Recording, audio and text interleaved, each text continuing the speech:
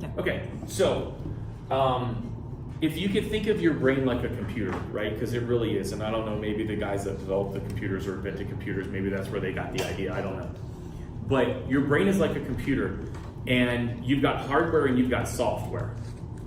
Okay, so the hardware is the thing that usually healthcare and stuff, they focus on, you know, in the medical field, right? Like, is it intact? Do you have a tumor? Like, what's, you know, they're looking at that kind of stuff. They don't necessarily look at like the function type of stuff. And then you've got, you know, psychology, which is really like the study of behavior and function. They're two very different things. This is a little bit, this is completely different. I wouldn't call it, it's not psychology or anything like that, because it's not, it's very scientific in its basis and how it functions, and it's very mechanical. That's the right word I'm looking for. Very mechanical in how it works. So it's fascinating. So you have like you have two parts of your brain. Okay, so you're gonna have in your software, right? You've got your subconscious, right, and your conscious, right? So your conscious mind is where you're going to do a lot of your thinking, figuring, computing, right? So if you have a conversation with someone and you're gathering information, you're processing it, you're interacting with them, you have a problem to solve, right? You need to solve that problem. You're going to engage your conscious mind, like you're going to work on the problem. Does that make sense? Mm-hmm. Okay. So then you have your subconscious mind. This is your autopilot, right? So this is this things that have been programmed into you that you just do automatically on a daily basis, right? And just, they're automatic reactions, and they're automatic behaviors, and they're even automatic choices, which they're really not choices at that point, right? Because they're now automatic. So we spend our entire lives, every day, adding to this. Does that make sense? Right? From when we're born. Okay, so how powerful do you think one is versus the other? Are they about equal? Like, where are they at? Like, what do you guys think? Subconscious dictates most of our life.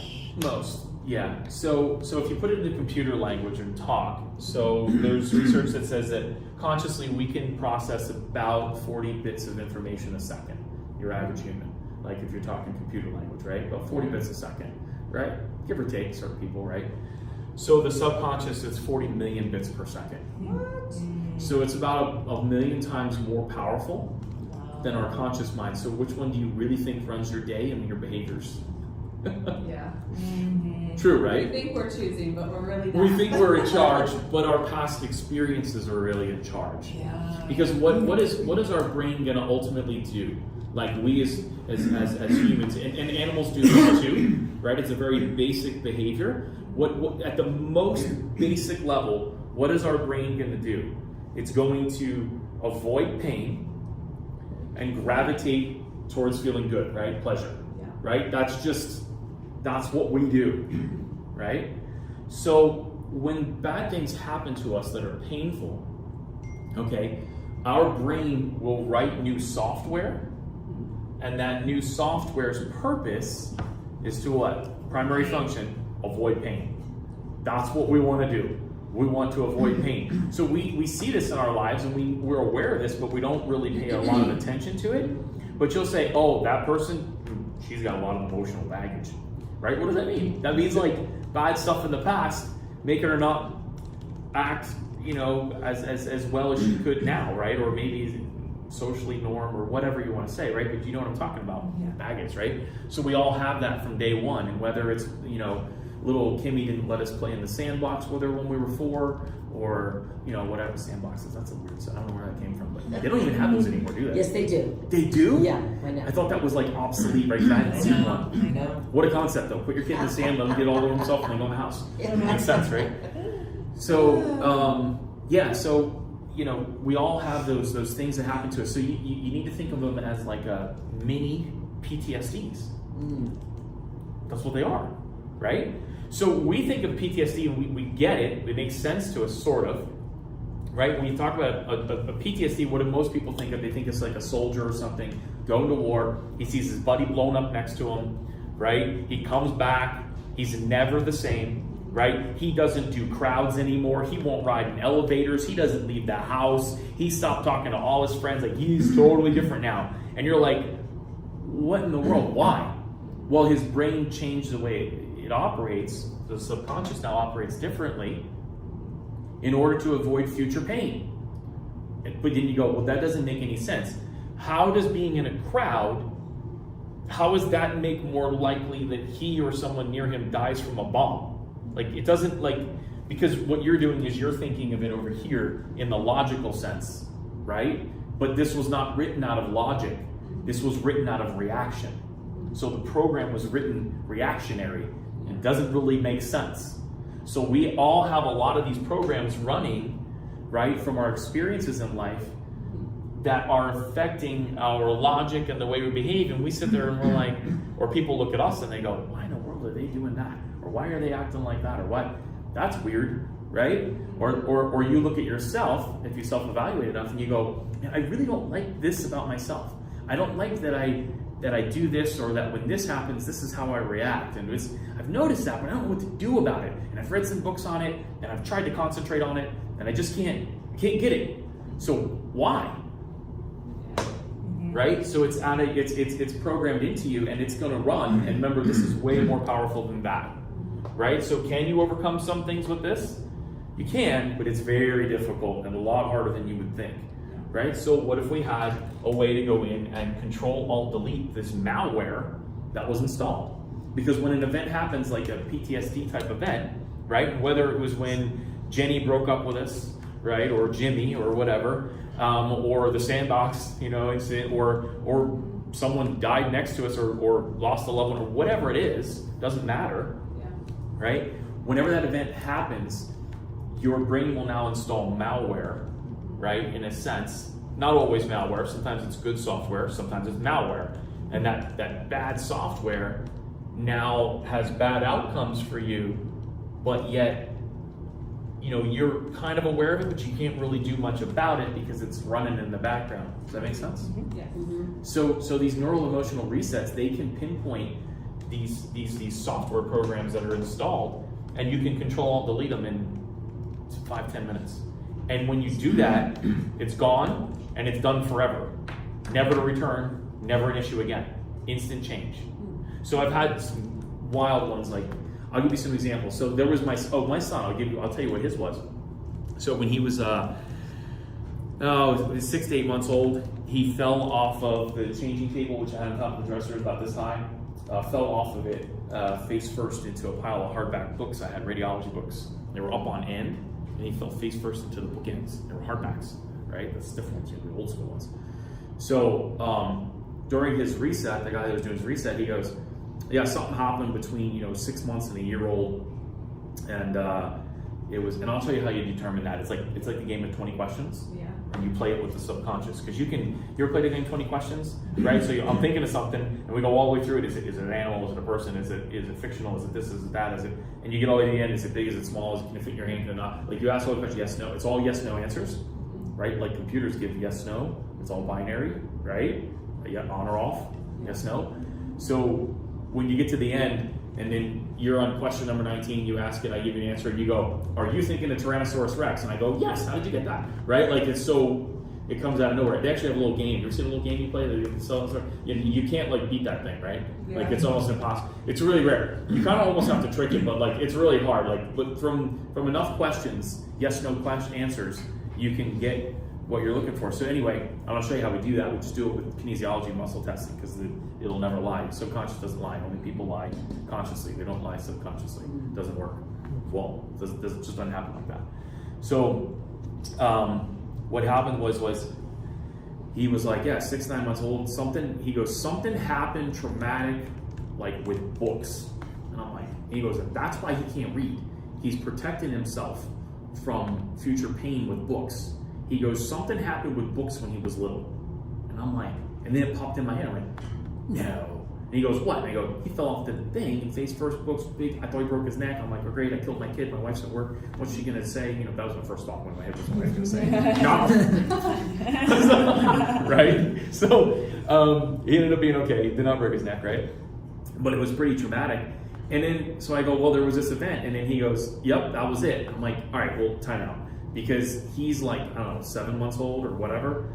How does he remember that? He can't remember that. And he's like, no, you don't understand. Like, day one, you start writing things on autopilot, right? And your autopilot works every day on all kinds of things, right? Different programs you've written. How many times have you driven home, you're on a cell phone, you pull in your driver, you're like, how did I get home? Right? People do that, right? You do that, everybody's probably done that. Where did I park the car? Yeah, where did I, all the time. right? So you're, it's just autopilot. You do it and you don't even realize it. Why? Because you've trained it into yourself, right? Like you trained yourself how to get home without paying attention consciously. So subconsciously, you can just pilot home. You can drive a car without thinking, got to use the gas. When you walk, do you have to think right foot, left foot? No. You learned that at about 1 year old. You learned how to walk when you were 1. Right? Do you remember learning how to walk?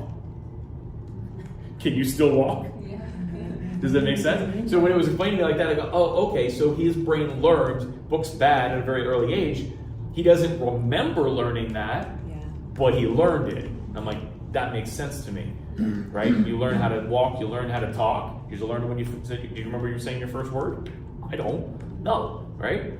But you learned it, right? So like it's a cumulative and it builds throughout your life. So these things can be installed, or this malware, and they can be control alt deleted actually, which is really cool. So his thing was the books, right? So as soon as we erased the malware that was associated with that, like, hey, books are not bad, books are not going to hurt you. That was a weird accident, right? What does a 7-month-old know at the time? They don't know anything, right? So that was a weird accident. That's not going to happen to you. Your brain doesn't have to shut down when you read a book. Because that's what would happen. You'd start reading in the book, and then your brain would just shut down, and all the words would get choppy, and it just wouldn't process. Because his brain went into protection mode, like, don't do this, pain.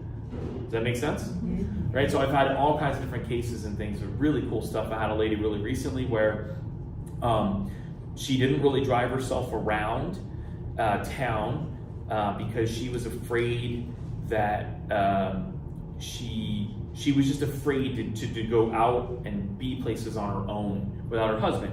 And her husband's like, he was one of the top executives for HCA, you know, the Hospital Corporation of America, multi-billion-dollar company. He was based out of Nashville. But she was like afraid to do anything like without him or go anywhere, right? And then her mother got sick, and she was gonna have to drive up to Kentucky to see her mom, as you know, she was on her deathbed. And she was like, I can't do that. Like, I can't go anywhere on my own, right? So we kind of keyed it up and got it fired up, and then we talked about it, and then we did a reset, and it went back. This is interesting. It went back to when she was like 7 or something like that. I don't remember the age. It was early. It was before 10 years old. And she had gotten lost in the woods by her house for like the day, right? The neighbors, the family, everybody's looking for her. Her dad found her, but it was extremely traumatic to her. Going somewhere on her own, getting lost, and then not being able to return, not feeling safe, right? Very painful event. Okay, so naturally, you know, she got married at a very early age, young, I think teenager, right? And then she just always had a husband, and always, you know, they were always together, and like she just didn't have to do anything on her own, and she just didn't. Right? If she wasn't with friends or her husband.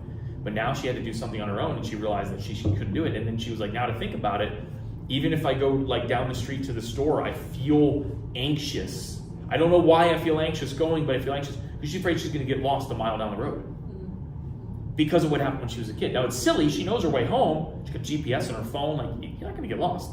Yeah. But it created anxiety for her. So we did this reset. It came up. We reset it, right? It takes 15 minutes, not even, right? Done. And she was like, she went to visit her mom back and forth 2 days a week, 3 days a week, didn't even think twice about it. Has no problem going anywhere now. 1 session, right? But so you don't have to have gotten lost in the woods when you're little, right? The things that our brain makes a big deal is different between everybody, right? Like you know, our brother, when we were 9 years old, not sharing something with us was very traumatic, right? But yet the other person who their mom died when they were 12, for some reason it just didn't leave a traumatic mark. It was just part of life and they just dealt with it. Does that make sense? So it's not the size of the magnitude of the event that has to create a magnitude, a large problem. It doesn't really work like that because it's all up to our own brain's, interpretation. Would you say that it's associated to the level of pain we experience? It is the level of pain, right? Because pain's all relative, right? Yeah, So here's what's fascinating. This is really cool. So if you put somebody under an MRI, I've done studies like this, okay? And you MRI their brain, okay? And you inflict physical pain on them, like pinch them or hurt them. There's a certain center, or a certain spot in the brain that lights up on the MRI. You see it, that's the area being stimulated, right? Boom, fires up. You take that same person and you talk about something painful for them when they lost their mom or like whatever, they got divorced or I don't know. Guess what happens? Same center. Same spot lights up. Yeah. So what does that tell us? That tells us that the brain knows no difference between physical pain and emotional pain, and will try and avoid both at all costs, right? And it will cost us our freedom and us our sanity, and it will overpower our conscious mind. Does that make sense? So that's it. Question. Yeah. On that level of pain, I would assume then that the level of pain we experience, let's say mom dies at 12, would have something to do with the code of the past, right? Is how we experience pain. Is that true? Yeah, so sometimes you'll have events that are linked to previous events, right? So sometimes you get back to the original, and sometimes you have to like hit this one, and then the next one is a little further back, and then the original finally comes up. Like layers to an onion. I was talking to you about that earlier, right? Yeah. So you don't always get like, the lady with the driving the car, she was pretty, that was pretty cool that came up right away, but it could have easily went a different direction, and it could have been like, it could have went to like 5 years ago when she was out with her friend and they didn't know where they were and she felt a little whatever, and then we reset it and maybe we thought that was it and it wasn't, right? And then the next time she came in, there was something previous similar type event or something sort of linked to that, and then finally the thing where she got lost in the woods came up. So it's not always like direct right to it. It'd be nice, but see, the thing is we don't really get to. The guy that developed this and taught this, he taught me that you cannot like dictate what you're going to work on. Like the brain has to offer up, here's today what I want to work on. But what myself and a friend of mine figured out, there's only like, I'd say there's probably maybe like 20 of us in the world that are master certified trained on this technique, and a couple of us have sort of deviated from the way that it was taught to make it more efficient, right? So we can get right to it. So if you have something specific, like a thing that you want to work on, we can usually, not always, but usually get the brain to key in on it. Because imagine like it works like this during the reset. It's actually pretty, like I said, it's very mechanical in nature. So all we have to do is we have to imagine a computer screen and you pull up windows, right? So you pull up a window, right? And you pull up another window over top of that. That's a turned window. But you get the idea, right? So you got all these windows on top of each other, superimposed, right? So that's what we do during the reset, is the first thing is pulling up all these windows and getting the brain to think about all these things at the same time. Like get them keyed up, right? And it'll be on your mind for the next hour or two, but we only need like 10, 15 minutes to do the reset, so we're fine. We don't need it for a whole hour, but it's long enough. So we get it keyed up, and we'll use like a laser to stimulate certain patches of skin and certain areas that are connected to certain emotions, and I'll get into that when we do reset, you'll see it. But basically what happens is we get all this keyed up and fired up. Now the brain's all, and it's pretty fascinating too. You watch the person's like total like posture and demeanor shift and change, and like they'll sink in sometimes, or they'll get like super hot, they'll start sweating, and like they're like, I don't even know what are we even working on here? Like it hasn't even come up, the thing that we're working on, because you don't usually find out what the thing or event is until later, like towards the end of the reset. Does that make sense? Mm-hmm. So like when you're going through pulling up all these windows, like there's reactions, physical reactions. I mean, I've seen people like, just lay down and go to sleep. Like, no, like they were wide awake a minute ago, right? Or they're like breaking out into sweat. Like I've had people like dripping sweat in an air-conditioned room. and they were fine 5 minutes ago. Is your brain is just freaking out because it's like, I don't want to talk about this. I've buried it deep and I want to keep it there, right? So we pull up all these windows, right? And you don't always get reactions. Some people get them, some people don't.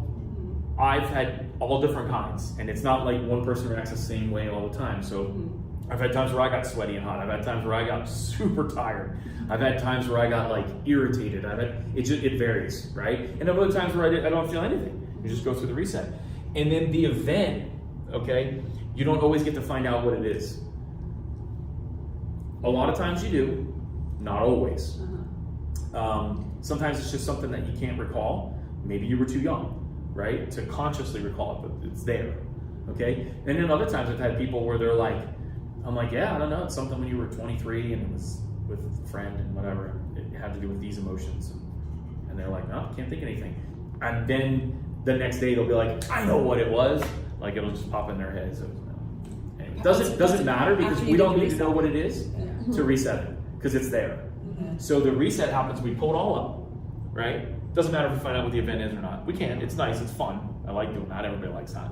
So we pull it up, okay, and then the reset is, like I said, it's very mechanical. All we do is stimulate all the cranial nerves simultaneously and the emotions that were associated with the event. That's it. So like cranial nerves are like taste, smell, hearing, balance of the, or not balance isn't one, but we do stimulate balance a lot of times if it's in the cerebellum. But there's 12 cranial nerves. So we stimulate those.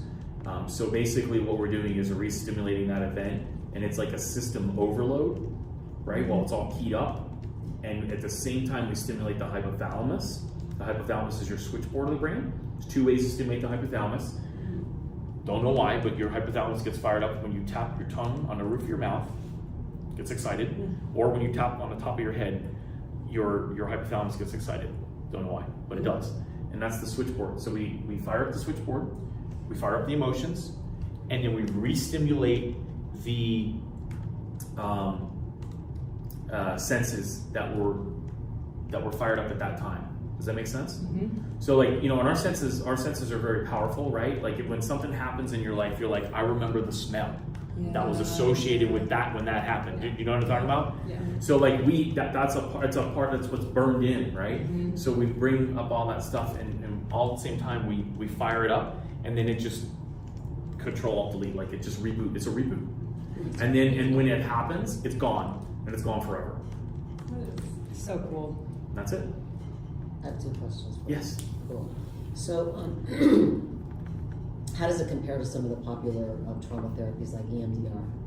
It's very different. Okay. Yeah. I mean, that's the most popular trauma It is. work Yep. out there, but if this is doing what you're saying, it's doing This is so more pointed and so it's much more powerful and permanent. Okay. So it doesn't, like each session is its unique own thing. Okay. Sometimes you'll have a few that build on top of each other, leading back to another one, but it's very different from those things. And I had patients I used to send for that, but not anymore. Okay. So And what about addictions?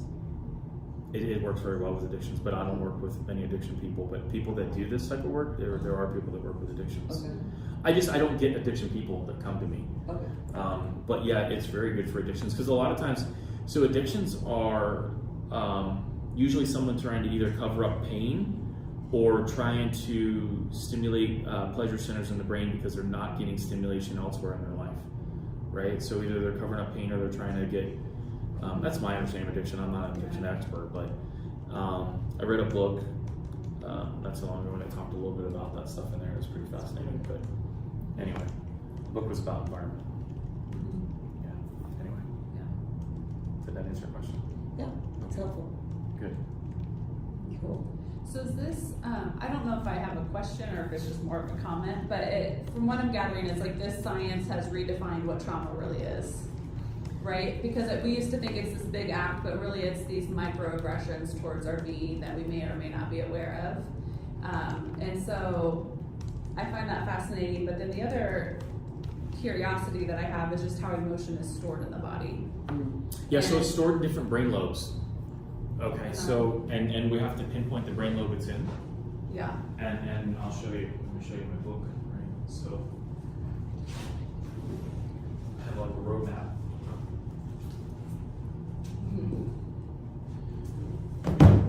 So different brain lobes, that's the cerebellum, and these are the emotions associated with that. Yeah. Okay. So this is like a cerebellum's a lot of fear and stuff like that, right? Your brain stem, that area has a lot of these emotions that are associated with it, right here, these emotional